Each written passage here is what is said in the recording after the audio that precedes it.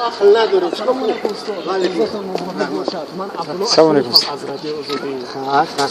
چهار جمله برای ما تاثیرات مگه 4 جمله کم نیست؟ که منظورم چقدر خواهد ما به شما منبر میتونیم استاد.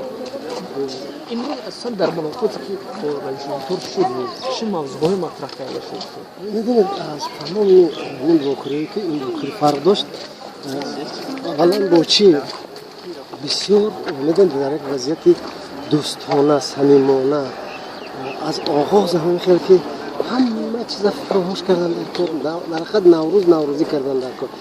و از همه بیشتر به من چشم پسند آمد اون که دعوت جنابی عالی محترم امین رحمان به خلق و جوانان که خوانند، یعنی که در حقیقت صاحب استعداد شوند، صاحب معلومات شوند، رو به کتاب بیارند.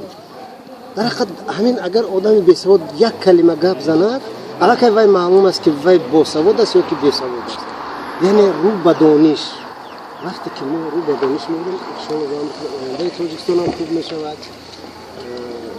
ترقیات هم خوب می‌شود. وقتی که آدم شعور پیدا کرد و هیچ وقت کاری بی‌شعور نمی‌کنه، وقتی کار تازه و حلال شد در واقع اون پیشروی می‌شود و یک موفقیت مردم می‌شود. استاد سوال جواب هم شد، یعنی از رئیس جمهور چیزی درخواست کردن یا نه سوال جواب نشد، لیکن این خوبتر بود چون که همه مسئله در هنگام صحبتشان البته معرفی کردن، گفتن قریب همه سوال جواب دادن. دارم چیزی میپرسم وقتا زیاد نمیگیرم. همین در میدونید که در مطبوعات یک سری اخیر بحث زیایی بسیار تند شد و این روزنامه از روز هم که اگر دیده باشید یک مطلب داشت و در نسبت همین مطلب چه اندیشه دارید؟ همین چیزی که به دادگاه کشیده شد همین ژورنالیست به نظرتون خوب بود یا که چی؟ نه میدونید این یک شرمندگی است برای تمام عالم. میدونید من تو ویروس خوندم من درباره این خو و امریکا رفتن، در امریکا هم درباره همین گپ کلانچه کردگن. عیب است. ما یک ملت بسیار با فرهنگی، با مدنیتی، با این خود کیزم مثلا همین چیزا باور کنیم.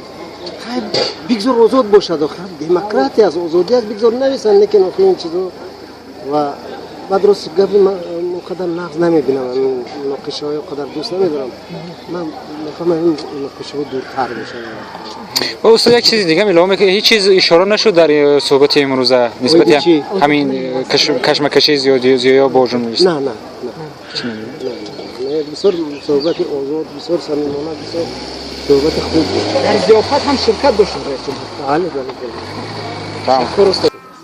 سرود بهترین و مثل ارسلان سخنرانی پرزیدنت پرمحتوا از تاریخ نوروز شروع کردن، بعداً مردم به کارهای سازندگی از جمله علیه ایجادکاران، نویسندگان، ادیبان را با آفریدن اثرهای سازنده که نسل نورس امروزه رو در روحیه وطن دوستی و مردمگرایی و خوب ملت پرستی و تربیت میکنند دعوت نموده و در نوبت خود اظهار داشتن که حکومت کشور برای نشر کردن و دسترس مردم گرداندن اثرهای سازنده نویسندگان شاعران توجیک همیشه آماده است، کمک خویش را دریغ نمی‌دارد و به طور معمول جشن نوروز یکی از خصوصیت‌هاش این است که هر نفر می‌خواهد برای دیگر یک خرسندی و شادی و نشاط بیاورد